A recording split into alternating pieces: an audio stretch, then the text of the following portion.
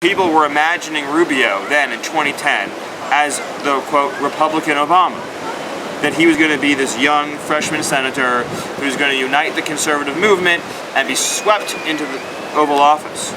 But instead, his career went the opposite direction.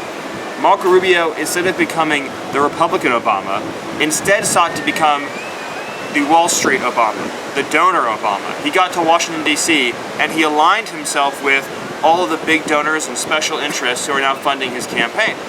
And so we saw in 2010, everyone remembers, he ran against Charlie Crist, and he hammered Crist for pushing amnesty. Just hammered him for it. I remember I was watching this and I said, wow, this Marco Rubio guy really doesn't like amnesty. I mean, he's just attacking Charlie Crist on this amnesty thing. At the time, I didn't know what you know, what many others know, about his record in the state house killing immigration enforcement bills and pushing in-state tuition-free illegals. The national market didn't really know that. But then after this no amnesty pledge, the strangest thing happened. Senator Rubio got to Washington, D.C. in 2012, and he started pushing the DREAM Act, the same bill that he attacked Charlie Crist for pushing. And then in 2013, he changed the course of American history forever, and the history of his own career, when he joined the Gang of Eight, with Chuck Schumer, Dick Durbin, and all secretly guided by Barack Obama. That forever changed the trajectory of his career. Because remember, Barack Obama was a progressive.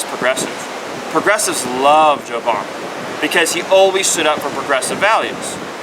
What happened when Rubio chose to join the Gang of Eight is he abandoned the Republican base and instead worked for the donors. And this is an important distinction, right? Obama's power base was always the progressive voter base. Progressives always understood that Obama was on their side.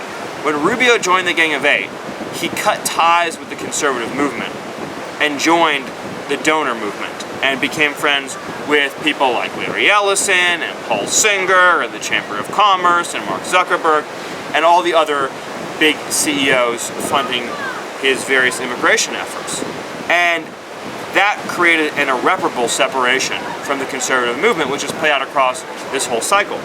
And so what you've seen is the unraveling of Senator Rubio's campaign because nobody in the conservative movement trusts him anymore. And trust is an asset that once spent can never come back. When you lose people's trust, you can never get it back. Very rarely. Occasionally it can happen.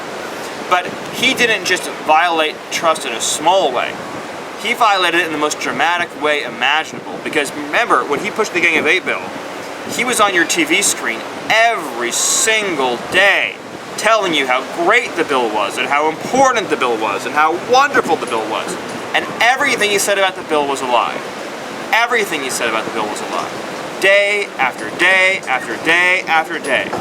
Marco Rubio fought harder for Barack Obama's amnesty than Barack Obama fought for Barack Obama's amnesty. I mean, think about that for a second. I mean, really think about it. Who did you see more on TV in 2013 pushing amnesty? Marco Rubio or Barack Obama? Marco Rubio.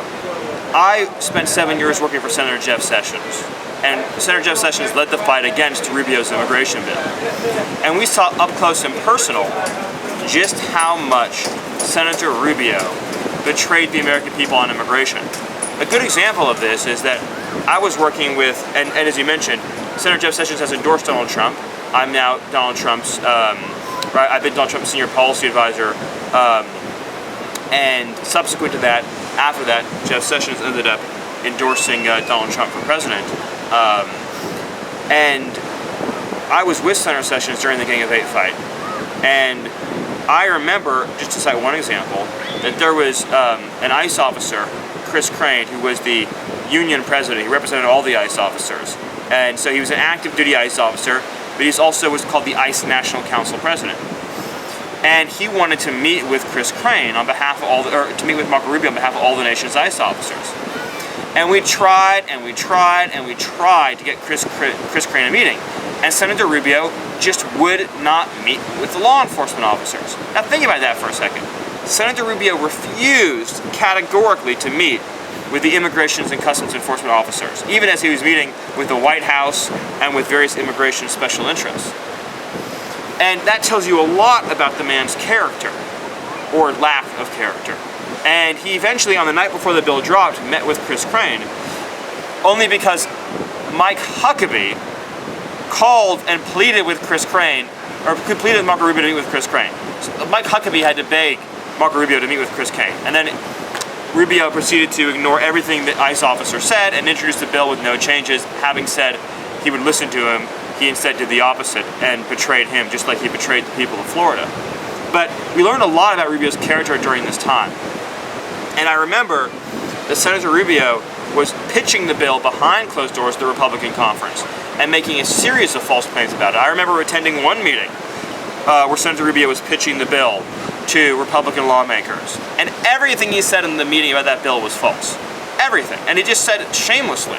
So it wasn't just in public. In private meetings, he was misrepresenting the bill over and over and over and over again. It came to the point where it was clear there was nothing he wouldn't say to pass the bill. There's nothing. He was a man obsessed. And so now when he talks about the bill, he makes it seem like some kind of casual effort. He was a man possessed. I've never seen in Washington anybody fight harder for anything than he fought for that bill.